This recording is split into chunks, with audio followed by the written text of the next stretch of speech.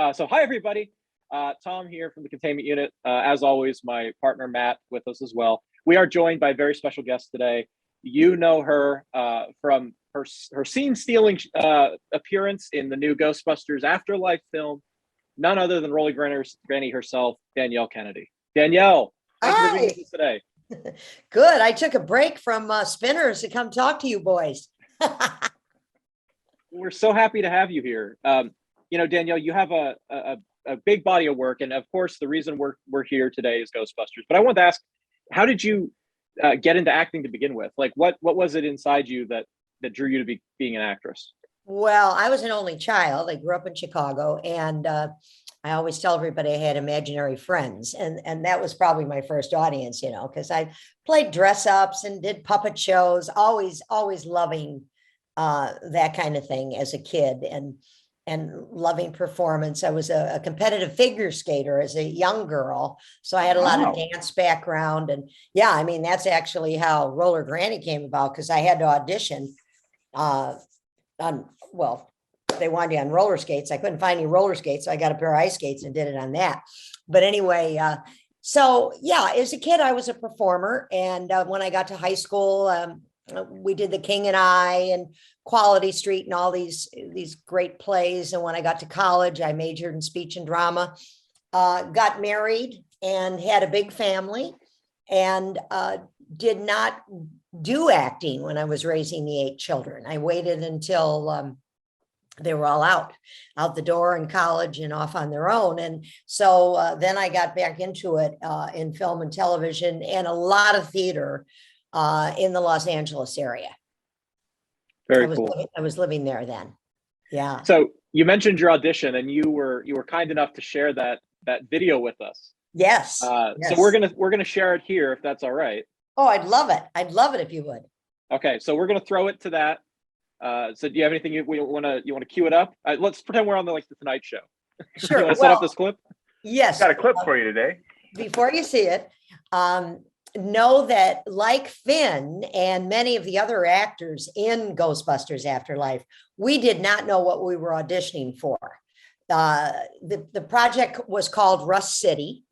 And I was on vacation, actually. I was up in Sun Valley, Idaho, and I got a call from my manager, and she said, hey, they want you to audition for a project. It's kind of secretive. We really don't know what it is. So we thought it was an independent film, but you have to do it on roller skates.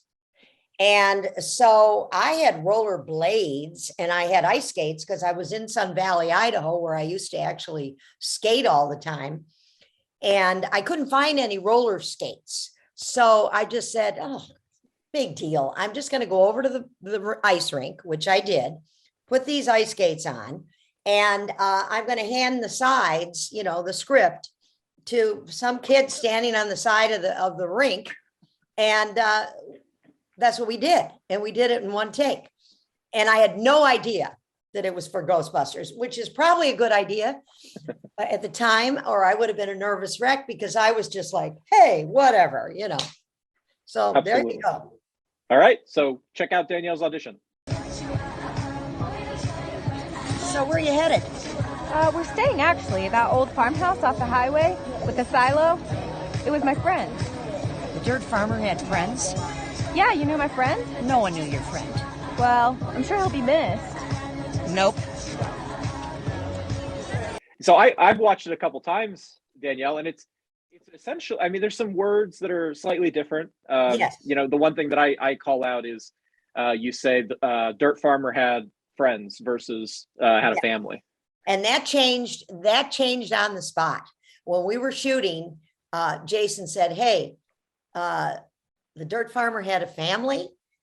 And he switched that out right there, which I thought was even funnier, because I was looking at his family in the back seat. We had so much fun with that, so much fun. But I did not know all the way up until the offer came in. And even on the offer, it did not say Ghostbusters Afterlife. So I started Googling it on IMDb. And every time I would type in Rust City, Ghostbusters would come up. And I'd go, this makes no sense. So one of the times that it came up, I scrolled down and I read this little blurb that said secret code name for the new Ghostbusters movie. Well, I mean, even my agents and manager, they didn't know. I called them. We were so excited. I was screaming and yelling. I was jumping up and down. I was telling my grandkids. My husband and I were like, my husband's a major Ghostbuster fan. He should be with you guys.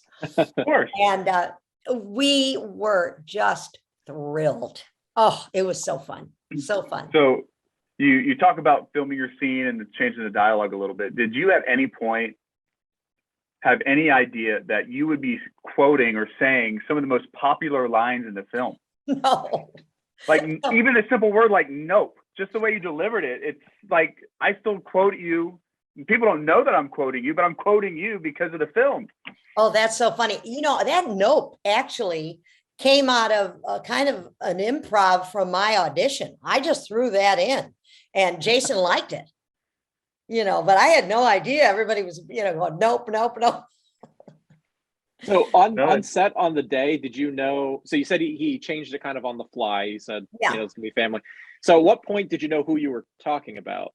You know, being Harold Ramis / Egon. Yeah, I knew once the offer came in, it said Roller Granny. I mean, I knew that it was a roller skating granny for something when I did the audition. I mean, it was more like a roller skating car hop. I can't quite remember, but I definitely knew once the deal was cut that it was for Roller Granny. And oh, I was thrilled. I thought, this is so fun. And I got to roller skate up there and hang out with, I hung out with all the kids because, you know, all the Ghostbusters celebs hadn't shown up yet. Of course, the big celebrity obviously was wonderful Carrie Coon, and McKenna. Oh God, she's fabulous. She is. And Celeste O'Connor, who I got to be buddies with. And so I was just hanging out with the kids for 2 weeks. Oh, that's so cool. You mentioned getting the script. Did you get the whole script or did you get just your scene? Oh, no, nobody saw the whole script. So when you were talking about Dirt Farmer, did you know you were talking about Egon? No, I had no idea. And I remember in between takes, you know, leaning into the car and saying to Carrie, gee, who's the dirt farmer? Do you think it's Bill Murray? Who's the dirt farmer? She goes, I don't know who the dirt farmer is, or if she didn't tell me. But no, nobody saw that whole script. And from what I understand, the people on the producing end that did, or in the crew, because, you know, like the makeup people, costume people, they got to know what's going on. They were like, and again, maybe this is just hearsay. So this, you know, I don't want to be sued for saying anything wrong, but I heard that they would go in a room, lock the door. They'd send the person reading the script in a room, lock the door by themselves. They'd read it. They'd unlock the door, give them the script back, and they could go out. That's how confidential it was.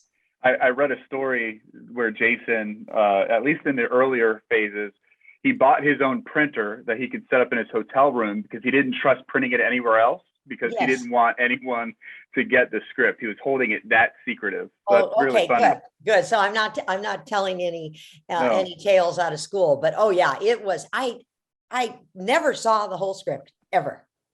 So, and of course, one of the things that I wondered, I remember saying to the makeup gal, well, you know, because I've been in movies and they delete scenes. And I said, well, they could delete my scene. And she says, no, I don't think so, because I think the dirt farmer is a plot point. Yeah. And I found that out sort of on the end. And so I really didn't know anything about it. And I still worried that the scene would be deleted all the way till the opening. And so I texted Celeste, because we're buddies on Instagram. Wasn't she great? Celeste O'Connor. Oh, she's good. Yeah. And we've, too. We did a signing with Celeste last year, and good. Had a nice chat. Yeah, she's terrific. So I texted her. I said, you know, I know this movie's coming out like in a couple of weeks, and my grandkids are all pumped about it, but they could have deleted the scene. And so I kind of want to lower them. I want to ease it down slowly to them. So she says, okay, I'm going to see it tomorrow night. I'll let you know. So as soon as she saw it, she texted me, oh, yes, your scene was in. It was so funny. And you got a big laugh. So that was like, yay. Yeah. Can confirm. I was in that audience where they did the premiere essentially at New York Comic-Con back in October. Yeah. And your scene killed. And it was 3,000 That's the one she was Ghostbusters in. fans. Yeah. And she texted me. I was so excited. It was like I had just filmed it, because really for 2 years, I really wasn't sure whether I mean, I know people that have been in shows, big films, had big parts, like 12 scenes, and all 12 scenes have been deleted. Jeez. So you never know till you know. And this was never. Yeah, for a couple of years, we didn't know if we were going to see this movie. It kept getting pushed back. So. We didn't either. Yeah. Oh, wow. Tell us, so you said on set you hung out with with all four of the new Ghostbusters and Carrie and such, but what about Jason?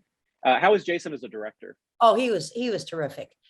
He's a big kid himself. I think he was just having so much fun. They were playing all my favorite music at Spinners.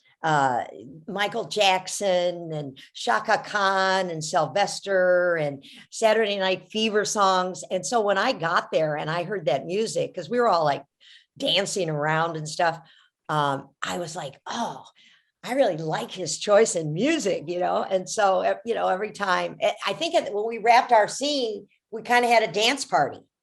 We turned the music on and everybody was like dancing around. And he was just wonderful to me. He knew that I was so excited because my grandkids would be watching this. And so right before we shot my scene, he said, now this is for your grands. This is for your grandkids. That's cool. And I got so choked up. It was great. You can't be sentimental like that right before you're supposed to film your scene. No, Roller Granny's a tough gal, She can't be sobbing. How long were you on set for? How long was your filming time? Oh gosh, I was up there 2 weeks because we did a lot of rehearsals. There's a lot of footage you didn't see where, we're skating around the cars and they're doing tricks. And we had some wonderful championship roller skaters on the set that were also, doing fun things. But a lot of that isn't on there now. I'd be interested to see if that ever came up on any deleted scenes. And I was on set, I probably a total of on and off, including rehearsal, about 5 days. Because the first week we were there, we were just rehearsing and things like that. And then weather, you had delays, I mean, it gets windy up there. There's a whole bunch of stuff that has to go right before they can shoot it, and the time of day, etc. Yeah. So when you look over your 2-week stint, what are some of your favorite memories from set, whether it's from filming or just stuff you guys did outside of your filming time? Anything stick out? For sure, the bus rides there, because it was almost a 2-hour bus ride, and it was just wow. And Celeste and the kids, a lot of the kids like Hannah and Billy that you saw hanging out with Finn and Celeste, that crowd of kids, I was with them too. And we would go back and forth and, just have a great time on the bus and laugh. But on set with that disco music, I hate to say it, it was just so fun. And everybody was really nice. Gosh, we were in the middle of nowhere. I don't even know how many people were in this town. It seemed like maybe 15 or something. It was very poorly populated. That's all I can tell you. So the townspeople that were there, they were standing around and they were watching, they got to watch. And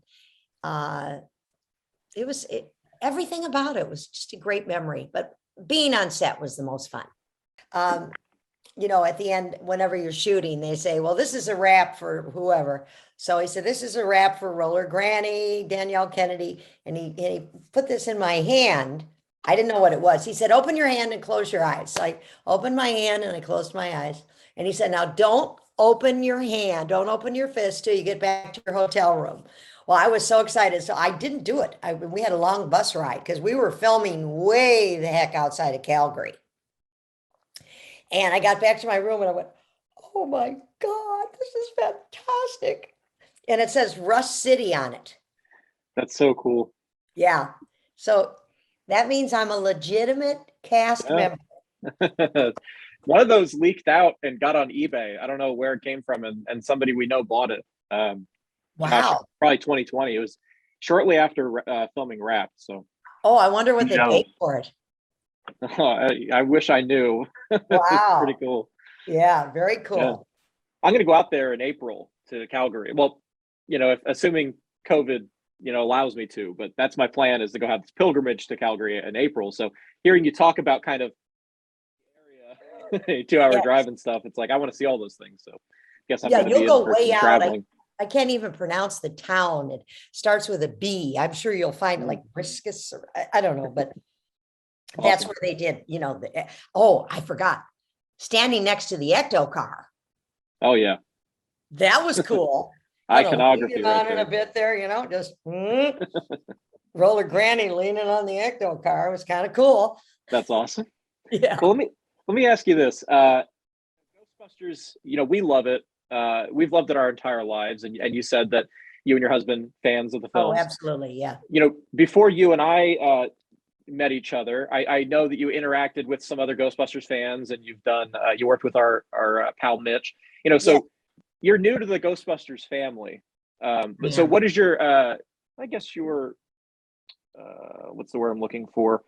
What's your impression of the Ghostbusters fandom, and have you felt welcome into the? Oh, I have felt so welcomed. I'm honored to be in the Ghostbusters family. I mean, who can say at my age that they're in the Ghostbusters family, and it happened to them 70 some years after they were born. That's pretty cool. So yeah, everybody is so caring and so fun and such devoted fans. It's a wonderful experience. I'm so happy that even though Roller Granny was just kind of in and out, kind of taking me in and made me one of the family. It's kind of cool.